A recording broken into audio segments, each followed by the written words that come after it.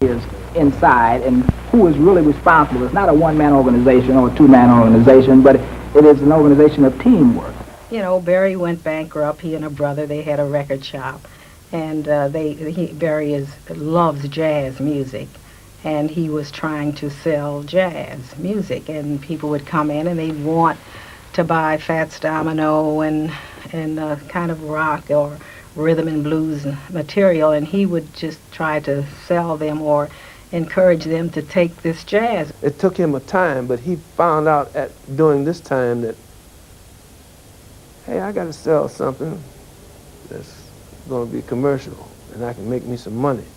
Because his old man was putting the wood on him, trying to get him to do something, because he said, he doesn't care. You got to keep working. His dad was quite a man. He made sure that you did something. You couldn't stay at home for nothing. There were 8 children, a mother and father, and we were always very close and worked together. And really, we had started a little savings association, which we called the Burberry Co-op, and that was named for my mother, Bertha, and my father, Barry. And we met monthly, and we saved $10 a week a piece. Barry got to a point there that he had tried to borrow monies from the bank or from different sources to make his first master, and he couldn't get that money from anywhere else, and he came to our little credit union and wanted to borrow the $800. And of course we had to take a vote on it because he didn't have that much in, and the vote was positive, and he got his first $800 and made his first master, and the rest is history as far as Motown is concerned. It was a big gamble for Mr. Gordy to start his own concern in Detroit because it's set up to produce motor cars. The industry there was not set up for the record industry. Usually chairman of the board of any industry or record industry or the presidents of record companies and so on down the line are financial men. They're usually lawyers or accountants or somebody turned president of a record company. Berry Gordy started out as being a musical man. It is his first love right now, right today. He's in the studio recording somebody just because he wants to. Everybody in Detroit sang. I mean, you could stand on any, well, I can't say corner. We lived in the project, so you could stand there in the plaza, and there would be a group over in this corner singing doo-wah, you know, and then you have another group over here saying ah da na na. Yeah. The neighborhood that I grew up in, that was our natural outlet. We all sang, and it was a reflection of our feelings. And usually it was very happy music and something we did all the time. My mother is the baby of 12 children, and we come from a very religious family, and they were gospel singers, and they sang in the choir. So it was just a natural order of things for me to be a singer and a performer, I think. We grew up on every street corner there was a group. We could go out where we lived in Detroit, on the north end of Detroit, and you could just start singing. The guy first base would just say, doo, doo, doo, doo, doo. You have 20 singers before, in 15 minutes. We had out an earlier record of Shop Around, which was probably my very first production that ever hit the streets. And it was slower and funkier than the one that became popular. And it had been out for about 2 weeks, I guess, and Barry called one night, or one morning, I should say, probably about 3 o'clock in the morning, and said that he had not been able to sleep for the past couple of days because he was thinking about Shop Around, and he loved the song so much, and he wanted to change the beat on the record. So call the group and come to the studio right now. And it's 3 o'clock in the morning, you know. But we did, and he changed the beat on it, and it really was the record that happened. It was chaotic fun. It was chaotic love and chaotic togetherness. Because we were like one big family there. And everyone knew everyone. We helped each other dress. We'd do each other's hair. We'd make sure we were all proper, and we'd stand in the wings and we'd cheer each other on. It was a different thing than now. Everybody's so competitive, they want to outdo each other. Then we were all trying to be good together. You became like brothers and sisters. And this wasn't just the artists, this was the musicians, then the secretaries. I mean, the secretaries were just as much our friends as, say, maybe the Marvelettes. You know, you were just people. We would all get together my wife included, the guys in the group, everybody, and we would package the record up to mail it out to different countries and that thing. And because in those days everybody did everything. There was no, you do this and I do that and my specialty is so-and-so. Everybody did everything. That was a period of time in all of a lot of people's lives when we were searching for something. Everybody was searching for something. We were questioning everything. And the only thing that we weren't questioning is how much love we needed, or how much understanding we needed. And basically, if you think about a lot of Motown tunes, it relates to that particular situation. Now, the MOTOWN Review took the hottest recording artists on a tour. Oh, man, we had a bus with 45 people on it, 5 cars, and my car with the driver, the command car. We were on the tour buses together, like 30, 40, 50, 60 days. And I can remember Stevie practicing this music on the back of the bus and driving everybody crazy all night long. Stevie was only 12 or 13 years old, so of course he had a lot of energy.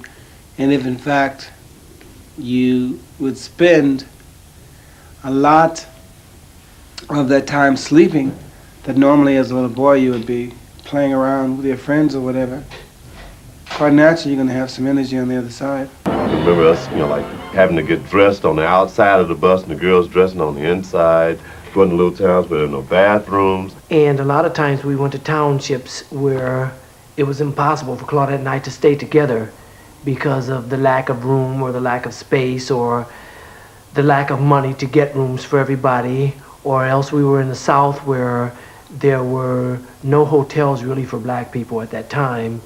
Holiday Inns started to come in then, and we were able to stay in the Holiday Inns with no racial problems. But in towns where there were no Holiday Inns, we always had to bypass. And you still had to be careful about getting food and stuff like that. We had racial problems. Smokey was very ill with the Hong Kong flu. I think he probably had one of the first cases in the United States. So he had to go back to Detroit, and the 3 guys, because Pete at that time was in the armed forces. He was in the United States Army. So there was Bobby, Ronnie, and myself. And I sang lead, and as we went down south, of course we had not appeared there before, so they all assumed that I was Smokey. So as I was singing these songs, because sometimes I can mimic quite well, they said, "Oh, sing it, Smokey, sing it, Smokey." I remember falling asleep, maybe riding and waking up somewhere down in Alabama or Georgia or South Carolina or wherever the tour took us. Went to New Orleans, places I'd never gone before, only read about in history books. And most of these kids hadn't been away from home anyway. Some of them hadn't even been out of the ghetto. Some of them hadn't been out of the city part of Detroit. It was difficult. We had chaperones and lots of people around us basically telling you what to do all the time and really guiding you and taking care of you. We would always open the show because we had no hits, we had no records, and we were called the No-Hit Supremes. But we learned. I look forward to getting off the road because once we got off the road, we'd be here the next day for some lesson. Each artist, whatever they needed, that's what we work with. They went to school 2 hours a day with me, and then there eventually later came a dance instructor.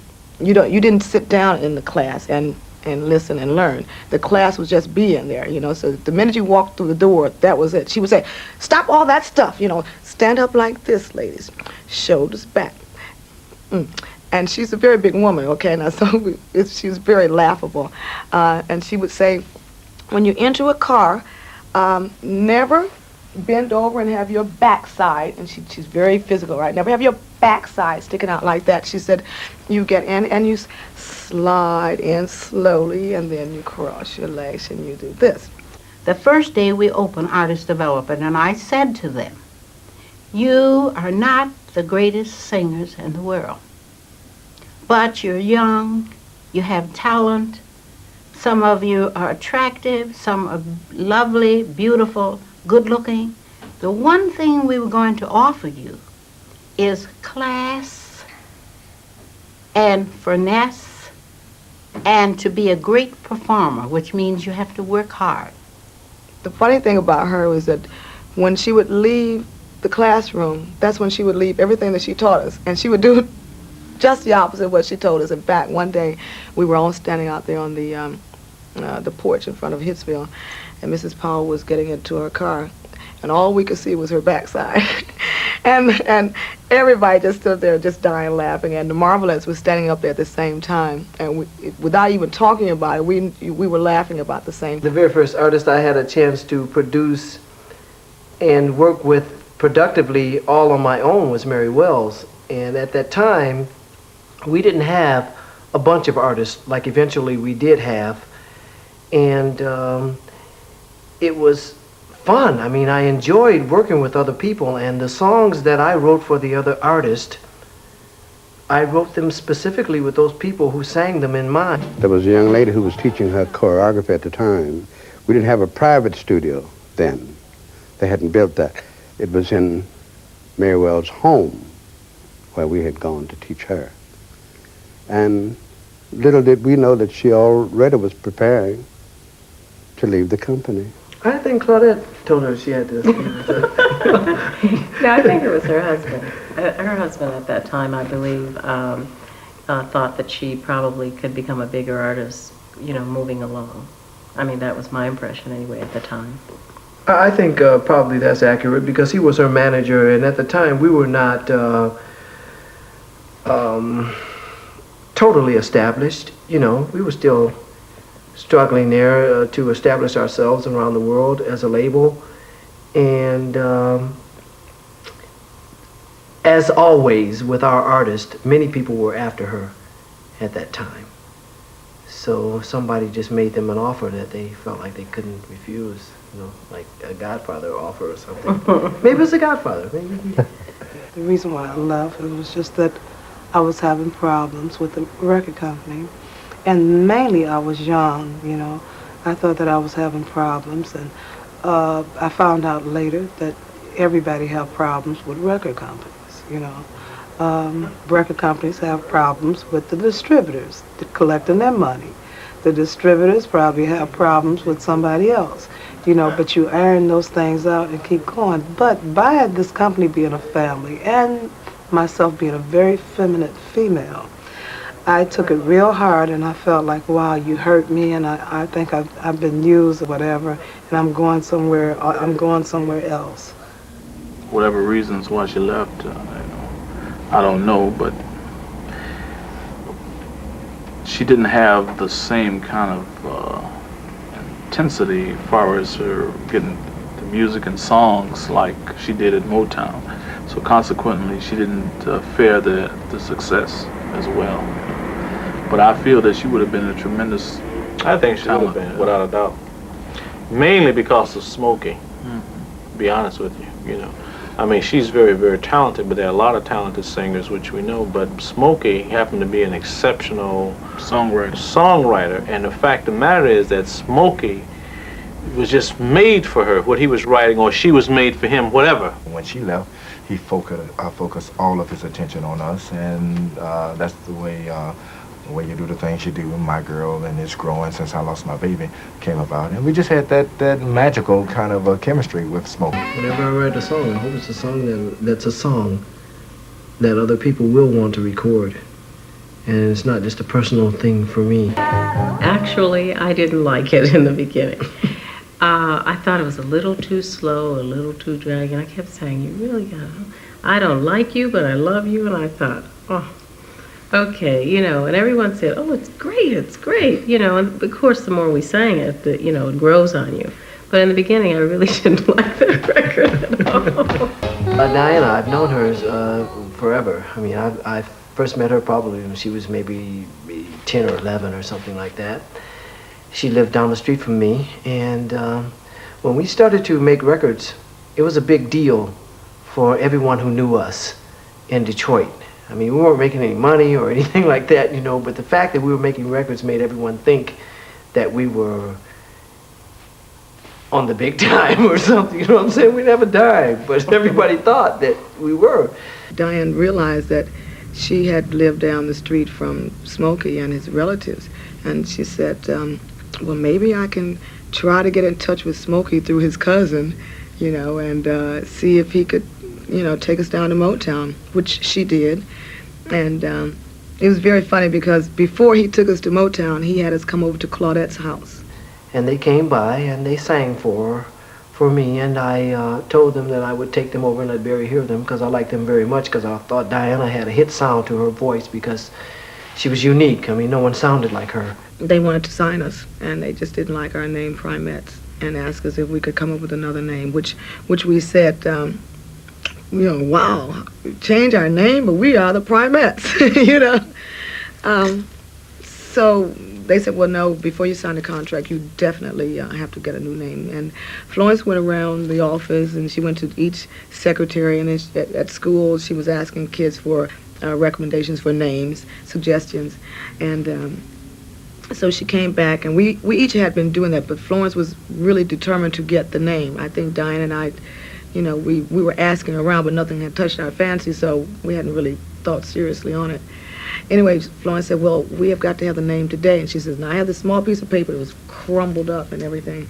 And she straightened it out, And she said, now we have to choose one of these names. And we looked at the names, and it's like, but nothing's on there exciting, And Florence said, well, this Supreme sounds good. Look at this one, Supremes. And we said, ooh, that sounds like a building, And she says, well, that's the name we're going to have. And that was the name we had.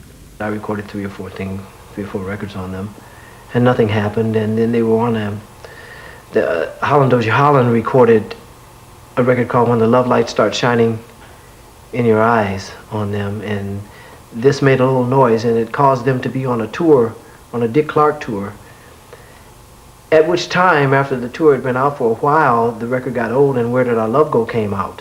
When the song was brought to us, Where Did Our Love Go was brought to us, we listened to it, and it said, and we said, but what is that, We said, we want something like Martha and the Vandellas Dancing in the Street, or whatever song was out that they had out. We want, real, this kind of song. If you asked the Marvelettes, they didn't like it at all. As a matter of fact, they told the same thing to the Supremes. They told them that they didn't like it, and they wouldn't stand for it, At least that's what they told the girls of Supremes. And, girl, I wouldn't do that because this is really garbage, I cried. I remember crying an awful lot and being very sad that here's another record coming out and it's not a hit. And the Supremes were quite upset about it before, but after it came out, and their whole attitudes changed. We went to the airport to pick them up a few months later after the song had been out and it had been #1. The whole attitude was, oh, hi, guys. It's like, start. As a matter of fact, the Baby Love, it took me, before I would write that, it took me maybe 3 weeks to decide to write that because I thought it was extremely trite, and it was very difficult for me to start, putting a pencil to something that I felt was just so trite, and and I toyed with myself, and I just came to the conclusion. I said that it fits. I remember Holland Dozier Holland bringing us the other songs, "It Come See About Me," "Stop," and I think "Back of Arms Again," and playing them for us and seeing how we liked them. Now that we had become accustomed to Where Did Our Love Go, that sound, these songs sounded okay because they had the same basic beat as the others. So we knew that we had those songs, and we knew we were good. We also knew that since we were good, it would, record or not, we were there at last. The company was a very young company, moving very, very fast, and had many, many singles out on a consistent basis. And the fact is, Motown, because of Berry Gordy's philosophy of wanting the consistent follow-through on artists once they were established, which was very instrumental in even establishing Motown and the artists, and also a lot of the other writers and producers that were successful. We wrote then, like we were put in these rooms, and Barry would come down, and people would come thundering. We need day after tomorrow, we're cutting the 4 tops. We need 4 songs for the album, and we need a hit single, and then everybody would jump in. So there was a lot of pressure, yeah, all the time, bang, bang, bang. It was like in Motown, there was families within families, all one family, but there were still certain groups of people that, hung closer to each other. And us and Holland, Dozier and Holland, the Supremes, just kind of just drew to each other. We just became very friendly. We ate a lot of barbecue and drank a lot of cold duck, what we call that champagne and wine mixture. I don't know if they sell it here or not, but I mean, we would really get greased up, and had a lot of sessions. But it was fun. It was really, and they were professionals, and working with these guys, so it was delightful because we could test new things on them, and they were receptive to anything new. I can't help myself, had been on charts in a long time. It was like everybody thought it was never going to fall off the charts, and then all of a sudden, after it'd been on so long, it just started falling. And Barry came out and said, "Look, man, I got to have a follow-up right away." So he said, "Okay." So Lamont just started fishing around, and he just kind of turned it around. He said, "It sounds like..." Somebody said, "Well, it sounds like the same old song." He said, "That's what it is." And that evening, we went in the studio, put it on. In fact, that's one that weekend we actually was stamping out the label copies to be shipped out for Monday morning to the disc jockey. Producers were singers, which is unusual in most companies because the producers are just musical people who know where to put things technically, but they couldn't give you any idea how to feel about a song. And it was unique in this company that the producers were all singers. Holland, Dozier, Holland were all single performers on their own. And so Mickey Stevenson was also had singing ability. Ivy Hunter was a singer. Marvin Gaye, of course, Stevie Wonder was one of the writers before he actually got on record. And he was in the writing staff. He could do anything. Ronnie White brought Stevie over to the company to be heard when he was probably about 10 or 11. And he was very musical. He was a very musical kid. It was like he was never really a kid in his soul. He was one of those kids like Michael Jackson was, who sang and performed and so on and so forth, like someone who was much older than their years. Every now and then a kid comes along like that. And that's how Stevie was, and he was very musical. I mean, he just picked up stuff and started playing it, And he's like a musical genius, he really is.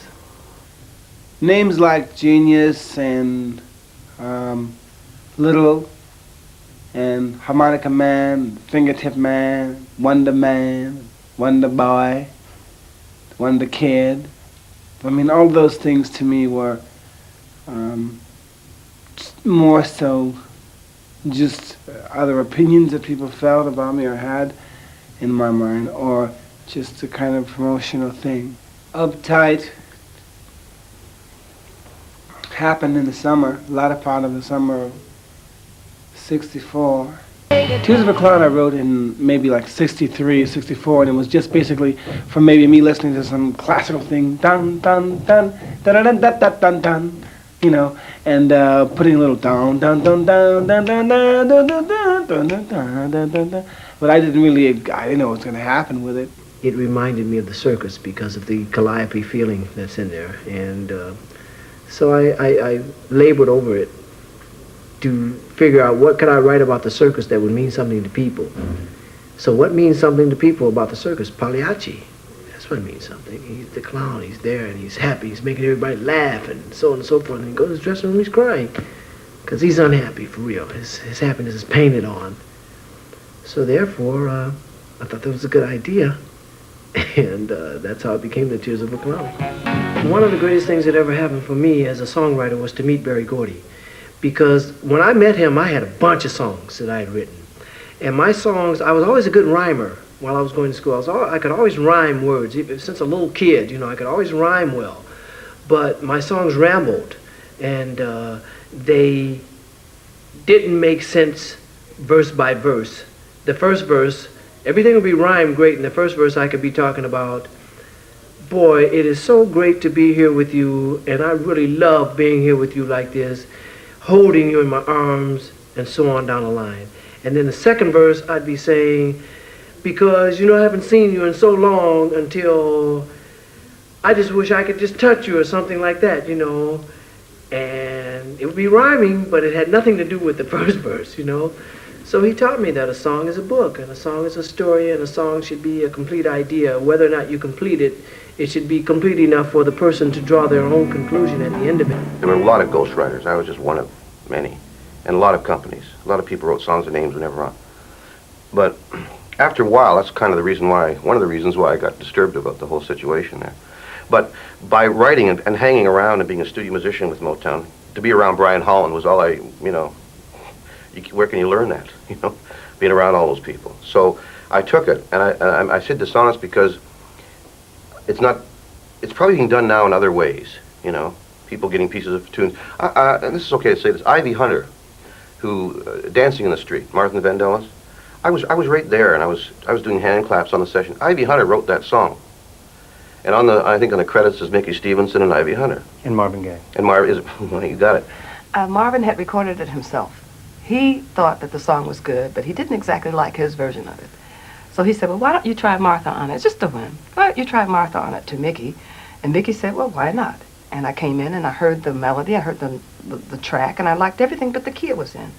So, being the artist that I am, I varied the melody and came up with the song, as a woman would sing it. And it turned out to be one of our biggest. Well, at the time, she was the girl of the hour, so to speak. Everything that we wrote there for a time was for Martha. We thought about Martha. Brian had a great big card chain, great big bloody card chain, and a stick going. The Martha Vandellas. Nowhere to run. Nowhere to run. You know that? Nowhere to. The intro. He's scraping his card chain in the intro. That grating sound. Extended. What is this guy getting awed on me? Ram. He stand out there until he got the sound right. We would try out, chains, hammers on the walls, and noise in general. That seemed to work, and people liked to hear those things. That was our synthesizer. You know how the Motown sound developed? It was after a writer came up with product and took it immediately to Berry Gordy. He would listen to it and say, okay, it's got potential, let's go and see what we can do in the studio with it. The producer would call in the musicians. The musicians would be in the studio, and Berry would stand there and approve everything done, the sound on the different tracks. It was mono, man. So when you came out of the studio, that was it. Everybody who was going to sing on that record or play on that record was there then. If they weren't, then they missed that one. When I first started, they were still using 3-track, a Ampex 3-track. And I think we used that until about '64, where they put in a customized 8-channel recorder. We mixed the rhythm, the bass, drums on track 3, the horns, guitars, track 2, and the vocals, background and lead, track 1. Like at one time, I can remember we had to keep the 4-track going because it was like the speed was slowing down, And if we were in the middle of a great take, somebody had to stay there and, keep it going. How many more seconds? It was like really great. When we first started out, especially, people were coming from everywhere, from all over the world to Detroit to record because they thought they were going to get the Motown sound. If they came and recorded out on the streets, they would get the Motown sound because it was in Detroit, it was in the air. So they came to Detroit to get it, and they couldn't get it. And what they didn't realize was that all the time they were migrating to Detroit to record, we were recording our acts on the road, and we recorded them in Chicago, in New York, in Nashville, in Miami, in California, everywhere. And we still got the Motown sound. It was the old house, the way I see it, and the old wood that was, the house was built out of. Because the house was built, I said, way before, I was a kid, I guess. And then it's just the way it was built. And today, they're built different, and the sound is good, but it just ain't as good as what was happening then. I wasn't a singer. I always just blew the sax. We had a guy who was gonna do the singing, and I think he got cold feet and he didn't show up. So what really happened? The band decided, that I would have to do the singing. I said, I don't think I can do it. And Mr. Gardner said, well, we ain't got time to bicker around, you're wasting my time, studio time, you have to record. So he left. He said, go ahead and record. So we went in and I had to sing. the Motown sound was the studio itself too. The echo chambers. On track 8, the bass that went in there was always messed up, distorted in some way. And they just kind of left it like that. It was kind of like the 8th track, the 8th track, it's, it wobbles a little bit, leave it alone. So the bass did have a sound, and they cleaned that up. And it still happened, the same sound. It was the musicians, too. And the musicians, the original Motown rhythm section, Joe Messina, Eddie Willis, Benny Benjamin, James Jamerson, Earl Van Dyke. Every musician was more or less handpicked by William Stevenson or Berry Gordy, and it was just luck. It was a winning combination. I think that these gentlemen were unique individuals in time and space, and Mr. Gordy was very fortunate to get them because, I mean, they were playing everybody's music. I mean, everybody that came out with a hit record had at the foundation this particular rhythm section going for it, and they could play it. We've never been able to find that same kind of rhythm section anywhere else in the world. We just felt one another, and we had a system that we used that worked, which I'll never divulge as long as I live. Back at that time, Motown used to have the competition between the writers and producers, and so I guess after 2 or 3 years of having success with Smokey, Nolan Whitfield won out with Ain't Too Proud to Beg, and then we had a 7-year string of hits. It was a friendly type of competition, but we all wanted to work ourselves to the closing spot of the show, and we wanted to be in the mainstream. I was in competition for sure with everybody. My brother, Marvin Gaye, who else was in competition?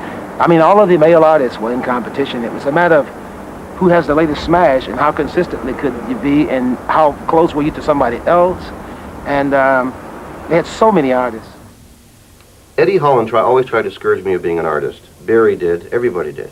They didn't have a very healthy at that time. And this is outlook on artists. They figured anybody can be a singer. Why do you want to go out there and do all that nonsense for? Be a writer and a producer and make lots of money, and who wants to go out there and do that? We can get the secretary come and sing this track. Which just happened. I use that as an example with Martha. Or how about you? Can you do this track? Different artists would do different tracks. It was the producers and the song. I got one song in this little jockeying, What Becomes of the Broken Hearted, and the way I got that one was, one day I walked into the Motown building and I could hear this song far off in the distance, and it was like up around through this hallway, up the stairs, up on the second floor. These guys were sitting down with a tape recorder playing this track on the floor, one guy with the lyrics and one guy sitting there tapping his feet, carrying on, and I heard this song and it just sort of drew me up the stairs. And I got up there and I met this guy, William Witherspoon, who was a friend of mine. And I said, Bill, who's this song for? And he said, oh, this is a song for the Spinners. And I said, the Spinners can't do that song. So I said, that Bobby Smith can't sing that song. I should do that song. And he says, oh, really? I said, yeah. He said, let me hear you do it. He said, he started the tape over again. James Dean gave me the lyrics. I took the song nervously and looked at it, and he started the tape. And I just started to hum the intro, which was a spoken part. And when we got to the verse, I started to sing it.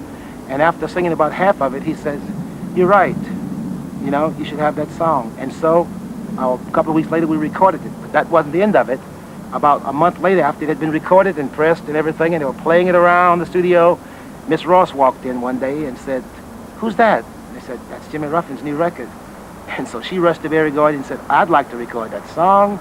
My producer said to me, Jimmy, Diana wants to do that song, and if she comes out better than you, your version won't get out. And we have been instructed by Mr. Gordy to produce her on the song. Diana and Barry were dating long before that. I mean, they were dating for several years and traveling on the road. Actually worked to our advantage, you see, because having one of your group date the boss, I mean, you get that many more privileges. So, I mean, it really was good for us. Other people were definitely jealous of it. Her version is on one of the Supremes albums, like the Aquarius album, and my version is the classic. So, felt good about that one. I love to sing, and I still, that keeps me going. It's not, I figure if I was rich and didn't know how to handle it, but for the grace of God, go I, Marvin Gaye. In the very beginnings of his Motown career, he was a drummer, and he played drums for us in several of the acts on records. But he played for us in person. He was like unnatural. I mean, he did everything well. Played drums, sing, wrote. Very innovative. Very style conscious. He always wanted to do things his way because he felt more comfortable doing it that way.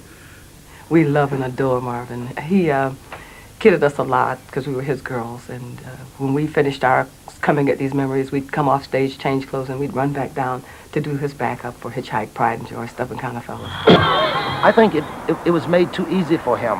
Gets back to, you know, is it better to make it in a hurry? I think it was made very easy because, after all, Marvin is a very young person, was married to the boss's sister. That's got to make it easier. He was family, so he never had to go through a lot of the traumas that I had to go through, hustling songs. He was looked after. How Sweet It Is probably is the favorite of all. I mean, it was just so relaxed, so nice, so Marvin Gaye. You know, it was just written for him. And I think Marvin Gaye was made weak by getting a lot of help from the family that he was involved with, who was the record company. So everything came to him, it's nothing to do with his talents. Obviously, Marvin was a very, very super talented person. But we're talking about the man who never had a chance to develop on his own. He had too much help. And I think when he finally, if anybody's a casualty of leaving Motown, he is the casualty, because when he finally got out on his own, he just couldn't cope. Well, Gladys Knight and the Pips? Oh, that was one of the groups that I felt were closer to my heart than perhaps all the others, because I used to manage them. I had guardianship of them when they were babies. Gladys was about approximately 8, and incidentally sang almost as well as she does today. First time I met Gladys, I think she was 15. I was working with Lloyd Price. And then the next time I saw Gladys, she was coming in the studio with Maurice King. You know, so it was no surprise to me because I knew that she could sing. Her mother brought her in. We were in Atlanta, Georgia, working at a place called the Peacock Lounge, I think. And her mother brought her up there so Lloyd Price could hear her. And Lloyd just more or less just laughed at this kid, you know. But you see what happened with the kid. They were by far one of the best groups to teach in the company. Not that the others weren't good, but they were exceptional. Gladys Knight brought us to Motown, and she was there with us from the day one, and we did a show in Chicago, and she liked us, and she felt that she wanted Berry Gordy to see us, so she brought us to him. We knew that they liked us because then they invited us over the chairman's house, and then then we had dinner and everything, and then we did another performance in the pool house, and we did it again, and Smokey Robinson was watching us. When we first signed with Motown, Barry had a meeting with us, and he told us that we want to get 3 #1 records in a row with you all, and we don't want anyone to see you, and this is what we're going to do. We're going to do this, we're going to do that. And they had a plan, and they planned everything the way it happened. It wasn't a mistake. It wasn't like overnight success. I mean, everything was planned. In 1972, now a major corporation, and lured by the prospect of making films in Hollywood, Motown moved its base of operations to Los Angeles. Here in Hollywood, California, Motown Records found a new home, a far cry from the humble beginnings on Grand in Detroit. The company now occupies several floors of the skyscraper on Sunset and Vine. There was a company move that, like most employees or employers, some of us can't make the move. I wasn't equipped financially, and I was also pregnant with my son at the time, and I couldn't make a move to Los Angeles. So the company moved. Without the artists and the musicians and all of the staff people that Motown once had, it could not be quite the same. Well, in our other building, the building at 2457 Woodward Avenue, we had over 500 employees in 1972. So they took from Detroit a lot of people. The funny thing was we always had that idea about it would never end. You know, we felt like it would go on and on and on. But as you can see, it ended. There's a lot of animosity for what Barry did when he left Detroit. Very few people have the overview to look and see that he had to do something. He had to do something else. He'd reached the end here. Pretty soon, everyone becoming so extremely popular. I mean, we're talking about in one company you had maybe 15 superstars. So therefore, the tremendous amount of power and business had to be arranged. And this took away from the happy flow of just being there to create, just singing because you wanted to sing. Now you had to sing because you had, you know, you have 3 houses, you have all kind of cars, you know, and you have these fur coats, you have this, you have that. You know, the pressures that money brings. The tensions are just the traveling work, you know, the work of it all, and being on all the time and giving up your life totally. We all felt like we wanted to get married and have children one day, and we just always wonder if we really will ever get that opportunity.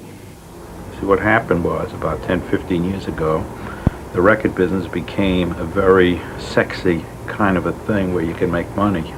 It was a rapidly growing business, has been over the last 20 years, 25 years. And the conglomerates looked around and said, well, hey, we ought to be in this because it's no longer something that's done a little office someplace with a few people.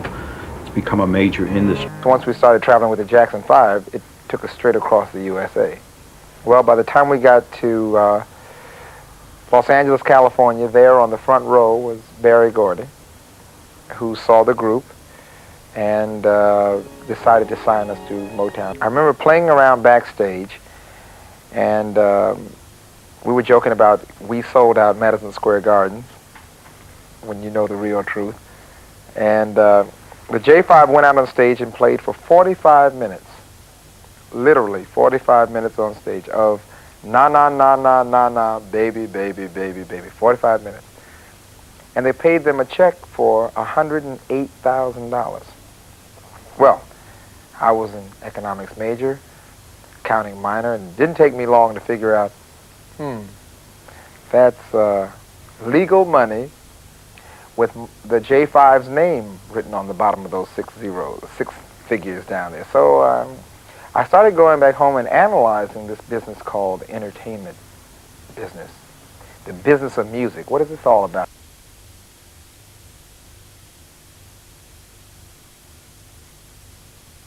Start out as an economics major and accounting minor and thinking about maybe I'll make $50,000 a year, maybe. And maybe I'll impress my firm. And all of a sudden I'm sharing my life now with the whole world. I mean, I can get off the plane now in Tokyo without ever going to Tokyo. My first time in Tokyo, and they say, hello, Lionel, how are you? Never been here before. How do you know me? But then the music and the popularity. It is awesome, and you think that you know yourself well enough to know your limitations. I was perfectly happy to retire on 3 Times a Lady and wave for the rest of my life, and you know how you end up in a tavern somewhere over in the south of France, and yes, I wrote that song, and, you know, and I'm ready to tell my grandkids this great story. The grass always looks greener, you know. We decided that it was time that we moved on, or at least try it ourselves under our own banner, on our own label, with our own artists. There was better deals out there to be had, and that there was more opportunity to be free to do what you wanted to do, for good or for bad, for better or worse. Then everybody wants to be so-called free. Well, at the time, Mr. Gordy went into movies, and it looked like he forgot about recording. You know, most of the artists, he forgot about recording them. And we wasn't doing as good as we was back in the 60s and in the 70s. So I decided when my time was up, I would try something else. All artists are grown to a degree, and you just kind of start feeling that you couldn't get service correctly. You know, it was just so many big artists there, and Motown was expanding. You couldn't get your records out on time. You know, it was like expansion pain area. And then we start thinking like grown-up boys do when they say, well, maybe I've been hanging around the house too long. You know, maybe it's time to get out from under the wings of mom and dad. Right. And I've been quoted as saying I was glad that Dinah left. I'd like to clarify that. I said that because what I said was I was very happy when, yes, she did leave, because it actually freed her up to do the things she wanted to do. It was a tragedy because of how she left the label. I don't think that she got her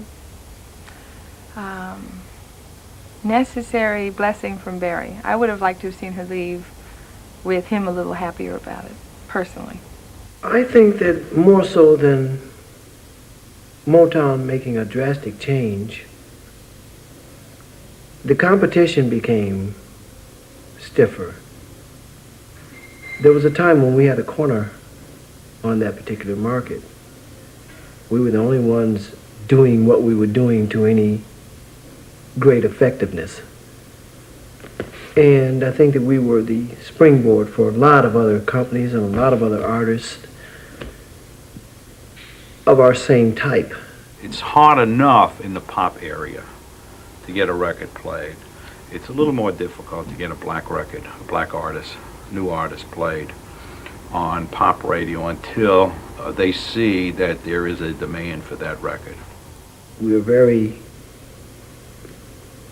fortunate in as much as we do realize how to market records to the degree whereas we have been able to survive in a business such as this. We were making today's music 25 years ago, you see, and that's really where it is, because our catalog, the Motown catalog, is more valuable than any catalog in the record business because it's current. It's as fresh as it was as the music as when it was put out 25 years ago. I had no idea it would turn into 25 years in the business. I know that we hoped that we would get a successful group and make some good hit records. We never knew that it would turn into a whole lifetime. I belong to the Progressive Motowners Club, which is a social club here in Detroit, and it's of people that love this company. I might have been contracted here, but I feel that I belong here more than the paper that I signed. Well, I've never left Motown as far as my heart, but what I do want to do is run Motown someday after I'm done with performing and doing everything that I'm doing. Now, when I see that most of these young people who did not get a higher formal education, how articulate they are, much more so than I am, but how articulate they are, how educated they are, how world-traveled they are, how well-groomed they are, and how they have sustained themselves and the longevity of the Motown artist. You know, I've got to feel proud. You know, it's got to be rewarding. I feel I'm an American dream. You know, the possibility to start the lifestyle that I did, starting in what people call the ghetto. I don't know if it could have been better or not. All I know is that I'm very satisfied with what it has been. And I think that I've been very fortunate to be able to live a life that I love, to be able to do something that I absolutely love, and I have done it for free, and I probably would do it for free. But I was blessed and fortunate enough to be able to do it and to earn a living doing it.